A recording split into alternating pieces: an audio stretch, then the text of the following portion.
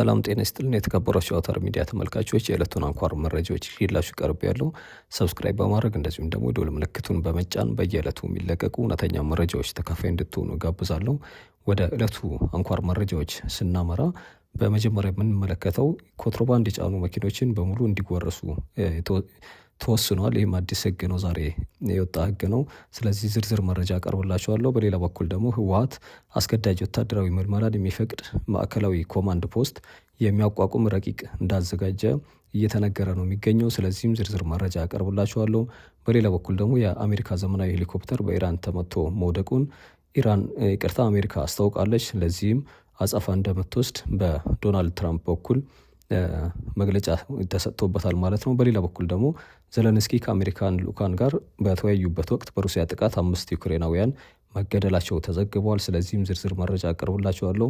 በሌላ በኩል ደግሞ አሜሪካ ከኢራን ጋር ስምምነት ታደርጋለች በሚል ተስፋ የነዳጅ ዋጋ ቅናሽ እንዳሳየ እየተነገረ ነው። እነዚህን ዝርዝር መረጃዎች አቀርብላችኋለሁ። እስከ መጨረሻው ድረስ አብራችሁን ቆዩ። ወደ መጀመሪያው ዝርዝር መረጃችን ስናመራ በትግራይ ክልል አስገዳጅ ወታደራዊ ምልመላን የሚፈቅድ ማዕከላዊ ኮማንድ ፖስት የሚያቋቁም ረቂቅ አዋጅ ስለማዘጋጀቱ ነው። ረቂቅ አዋጁ እድሜው የደረሰ ማንኛውም የክልሉ ነዋሪ የክተት ጥሪውን ተቀብሎ በወታደራዊ ግዳጅ እንዲሳተፍ ግዴታ የሚጥል ሲሆን ጥሪው የማይቀበል ከ10,000 እስከ 50,000 ብር ድረስ በሚደርስ የገንዘብ መቀጮ እንደሚጣልበት ተደንግጓል። የክተት ጥሪውን መሻሽ ለሚፈልጉ ግለሰቦች ሐሰተኛ የሕክምና ማስረጃ የሚሰጡ የጤና ባለሙያዎች ደግሞ እስከ 50,000 ብር ድረስ ቅጣት እንደሚጠብቃቸው በረቂቁ ላይ ሰፍሯል ተብሏል።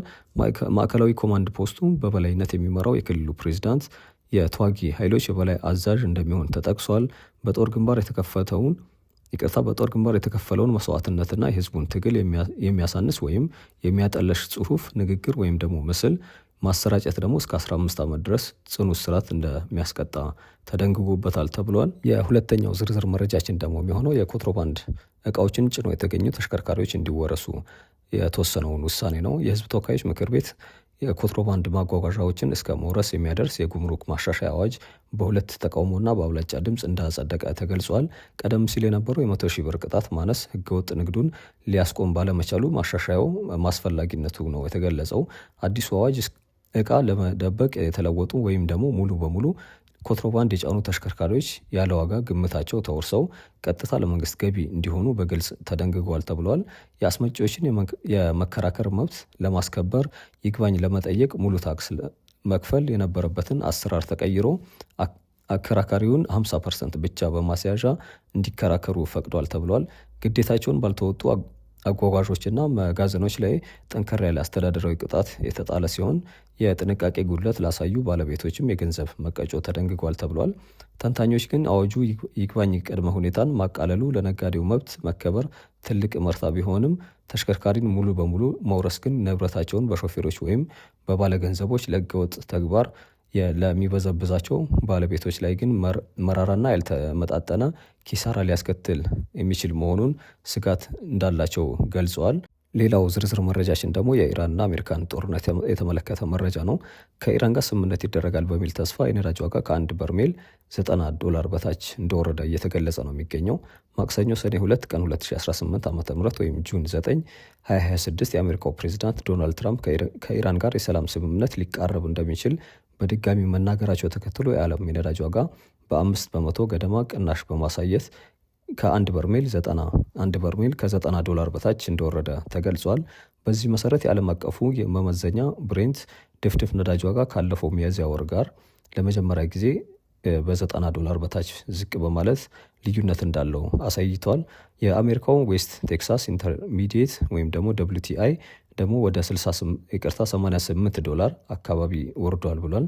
ይህ የዋጋ መረጋጋት የመጣው በመካከለኛው ምስራቅ የተኩስ አቁም ስምምነት ቢኖርም ኢራንና እስራኤል ትላንትና በድጋሚ አየር ጥቃት መለዋወጣቸው ምክንያት የነዳጅ ዋጋ እጅግ ንሮ ከቆየ በኋላ እንደሆነ ነው የተገለጸው። ከዚሁ ጋር የተገናኘ ሌላው መረጃችን ደግሞ ዘመናዊ ሄሊኮፕተር በኢራን ተመቶ ወድቆብናል ብሏል ፕሬዚዳንት ዶናልድ ትራምፕ። አፓቼ የተሰኘችው የአሜሪካ ዘመናዊና ቅንጡ ሄሊኮፕተር በትላንትናው ዕለት በሆርሙዝ ፓትሮል እያደረገ በነበረበት ወቅት በኢራን ተመቶ መውደቁን ዶናልድ ትራምፕ በትሩዝ ሶሻል ገጻቸው አስፍረዋል። በሄሊኮፕተሩ ውስጥ የነበሩ ሁለቱም አብራሪዎች ከሞት ተርፈዋል ብለዋል። ኢራን ለፈጸመችውም ጥቃት ምላሽ እንሰጣለን ብለዋል። የሄሊኮፕተሩ ዋጋም $67 ሚሊዮን አካባቢ እንደሚገመት ነው የተነገረው።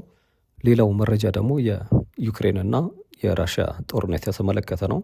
ዘለንስኪ ከአሜሪካ ልዑካን ጋር በተወያዩበት ወቅት በሩሲያ ጥቃት 5 ዩክሬናውያን መገደላቸው ተዘግበዋል። ማክሰኞ ሰኔ 2 ቀን 2018 ዓ.ም በዩክሬን ካርኪቭ ክልል በደረሰ የሩሲያ ሚሳኤል ጥቃት አንዲት ነፍሰ ጡር ሴትን ጨምሮ 3 ሰዎች ሲገደሉ በዶኔስክ ደግሞ 2 ሰዎች ሕይወታቸው አጥቷል ተብሏል። ጥቃቱ የተፈጸመው ፕሬዚዳንት ዘለንስኪ ጦርነቱን በዲፕሎማሲ ለመቋጨት ከአሜሪካ ልዩ ልዑካን ጋር አዎንታዊ የተባለውን ውይይት ማድረጋቸው ባስታወቁበት ወቅት ነው። የብሪታንያ፣ ጀርመን፣ ፈረንሳይ መሪዎች ለዩክሬን ያላቸውን የማይናወጥ ድጋፍ በጋራ መግለጫ በድጋሚ እንዳረጋገጡም ነው የተገለጸው። የመጨረሻው መረጃችን ደግሞ የኢትዮጵያ ብሔራዊ ምርጫን የተመለከተ ነው። የኢትዮጵያ ብሔራዊ ምርጫ ቦርድ በዛሬው ዕለት በወታደራዊ ካምፕና በሀገር ውስጥ ተፈናቃዮች ካምፕ የ7ኛው ጠቅላላ ምርጫ ድምፅ የመስጠት ሂደት አካሂዷል። ይህም በተመለከተ እና 7ኛው ጠቅላላ ምርጫ ላይ የኢትዮጵያ ብሔራዊ ምርጫ ቦርድ ከዛሬ ከተወሰኑ ሰዓታት በኋላ መግለጫ ይሰጣል ተብሎ እየተጠበቀ ነው የሚገኘው። የዕለቱ አንኳር መረጃዎች እነዚህ ነበሩ። ነገ በተመሳሳይ ሰዓት በሌሎች ዕለታዊ አንኳር መረጃዎች እንገናኛለን። እስከዛ ቸር ቆዩ።